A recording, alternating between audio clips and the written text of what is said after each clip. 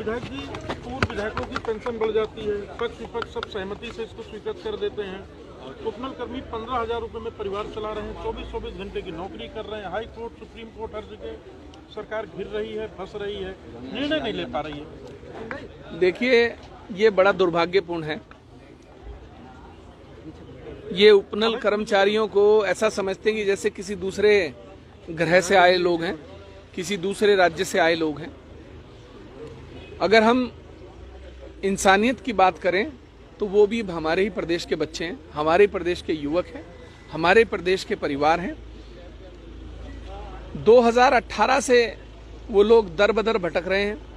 माननीय उच्च न्यायालय की डबल बेंच ने उनके हक में निर्णय दिया, सरकार उनके खिलाफ सुप्रीम कोर्ट चली गई, बड़े बड़े वकील किए गए। हम भी मिस्टर कपिल सिब्बल साहब को लेकर आए, लड़ाई चली। सुप्रीम कोर्ट ने उस निर्णय में दखलंदाजी करने से मना कर दिया और कहा कि आप जाइए रिव्यू फाइल करिए। अब रिव्यू फाइल करे हुए साल भर होने जा रहा है, लगातार भटकाया हुआ है। नियमितीकरण पर कोई निर्णय आज तक सरकार नहीं ले पाई, तनख्वाहें नहीं मिल रही हैं और सबसे बड़ी बात जीएसटी भी देना पड़ रहा है। और आप एक बात बताइए, जो लोग जिन्होंने 10-10 साल 15-15 साल अपना जीवन सरकार को दे दिया, कोरोना के टाइम में कौन सड़कों पर था, कोरोना के टाइम में कौन लोगों के घरों तक पहुंच रहा था, कोरोना के टाइम में कौन अस्पतालों में दिख रहा था। उपनल कर्मचारियों ने महत्वपूर्ण हक हमेशा अदा किया है और मेरा मानना है कि 10-10, 15-15 साल अपने जीवन के, अगर आप 22 साल 25 साल की उम्र से उपनल में लगे हैं, आज 40 साल की आयु में आप कहां जाएंगे? कौन आपको रोजगार देगा, कौन नौकरी देगा? लोग विरोध करते हैं कि उपनल कर्मचारियों का विरोध करना चाहिए। क्यों करना चाहिए? क्या वो राज्य के लोग नहीं हैं? क्या वो राज्य के बच्चे नहीं हैं?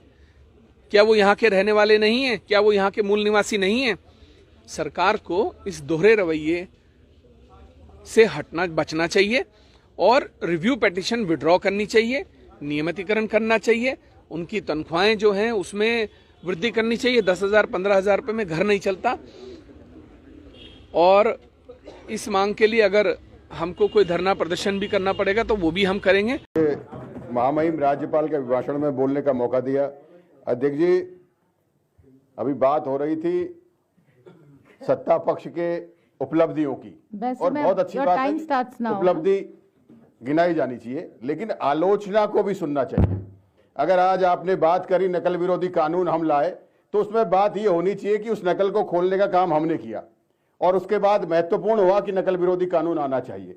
आप बात करें कि 10% क्षैतिज आरक्षण जो लेकर आए, अगर उस आरक्षण पर हम चर्चा नहीं करते तो जो हम करना चाह रहे थे नौकरियां सुरक्षित हो, वो नौकरियां निकल जाती। आपके लिए तो हम बात करें यूसीसी की, अगर यूसीसी के अच्छे पहलू हैं तो उसके कुछ खराब पहलू पे हैं, उस पर भी चर्चा होनी चाहिए।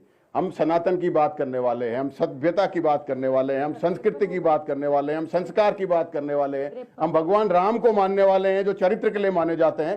तो कहीं न कहीं लिविंग रिलेशन खराब है, हमें इसे भी मानना चाहिए। उसे अमली जमा कानूनी पहनाया, वो गलत है, उसको भी हमने स्वीकार करना चाहिए। आज महामहिम गवर्नर राज्यपाल जी के अभिभाषण में अभी आदरणीय सदस्य नहीं है, उन्होंने कोर्ट का हवाला दिया कि कोर्ट ने यूसीसी को वैलिड किया।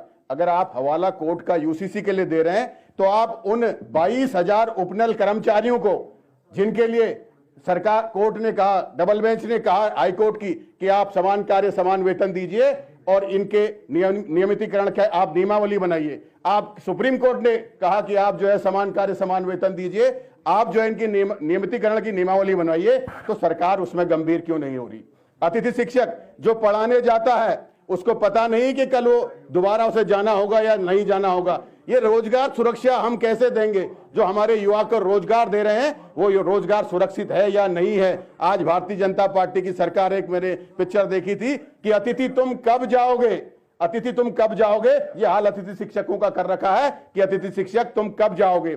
मैं आपसे कहना चाहता हूं, हमारे प्रदेश का कृत्रिम रोजगार खनन, जब हमारे प्रदेश में आपदा आती है उसका ध्वंस झेलता है ये उत्तराखंडी, और जब बात होती है खनन से अगर रोजगार उपलब्ध होता है उसे वो हैदराबाद की कंपनी करती है, धमका रही है, डरा रही है, जबरन जो है उत्तराखंड सरकार के बोर्ड लगाकर चल रही है। हर बॉर्डर पे उन्होंने दूसरे बॉर्डर से अगर चंपावत का आदमी उधम सिंह नगर में अगर खनन लेके आता है तो उसमें खटीमा में उसमें टोल लगा रखा है, उन्हें जो है कि रॉयल्टी देनी पड़ती है, उन्हें घूस देनी पड़ती है। ये स्थिति सरकार ने कर रखी है। मैं आपसे कहना चाहता हूं, डीएलएड, हमारे यहाँ के छात्र डीएलएड रेगुलर कर रहे हैं, उन छात्रों को प्राथमिकता क्यों नहीं मिल रही है? जो अन्य जगहों से करके आ रहे हैं, इन छात्रों को जो रेगुलर कर रहे हैं, कुछ एडवांटेज देने की बात सरकार क्यों नहीं कर रही है? मैं बात करना चाहता हूं महिला सशक्तिकरण समूह, जो समूह की महिलाएं हैं जिनको हर जगह लाया जा रहा है, जिनको वोट बैंक की राजनीति करी जा रही है, उनके मजबूत करने के लिए बजट 5 करोड़, उनके बजट को क्यों नहीं बढ़ाया जा रहा है? मैं आपसे कहना चाहता हूं, अगर आपकी उपलब्धियां हैं तो विपक्ष की भी उपलब्धियां हैं। ये सदन सत्ता पक्ष और विपक्ष दोनों से चलता है, और विपक्ष का काम होता है कि सरकार को सजग करना, सरकार को जो है जगाना, सरकार को बताना ये गलत हो रहा है, और विपक्ष को ये सुनना चाहिए। आईना दिखाना, हम आईना दिखाने का काम कर रहे हैं आपको लगातार। और आपने कहा हमारा ये बजट है, अभी राज्यपाल का अभिभाषण है, और बहुत ही आपने कहा इसका बहुत प्रारूप है, बहुत ही विकासशील है, बहुत विकास कर रहा है। अगर ये बात है तो आप जो हमारी विधानसभा नियमावली, संचालन नियमावली है, उसके लिए आप 4 दिन तक क्यों नहीं चर्चा करा रहे हैं? किस बात की जल्दी है? किसको कहां जाना है? मैं ये पूछना चाहता हूं। मैं हमारे विधायक हैं, आप चलाते 9 बजे तक, हम चला रहे। चर्चा करिए, विधायक हैं, चर्चा करिए। आप विधायक हैं, सदन से आप भागते हैं? आपके विधायक 1 2 3 4 आप कह देते हैं कि बजट 19 में से 4 दिन में खत्म करने की बात हो जाती है। ये गंभीरता है, ये गंभीरता है, इसको नहीं मानते। मैं आपसे ये कहना चाहता हूं आपसे कि आप सत्र को पूरा प्रॉपर लंबा क्यों नहीं चलाते? बजट पर आप विभागवार चर्चा नहीं कराते? मैं आपके माध्यम से ये कहना चाहता हूं, जीडीपी बढ़ाने की बात आप कहिए, आपने जीडीपी बढ़ाई, लेकिन कर्जा बढ़ाया, इसको भी स्वीकार करना पड़ेगा। अगर कर्जा बढ़ा है, कई गुना कर्जा बढ़ा है, जो 17 सालों में 35,000 था वो 1 लाख से ऊपर पहुंच गया है, जो इन 8 सालों का है, आपको उस पर भी चर्चा करनी पड़ेगी।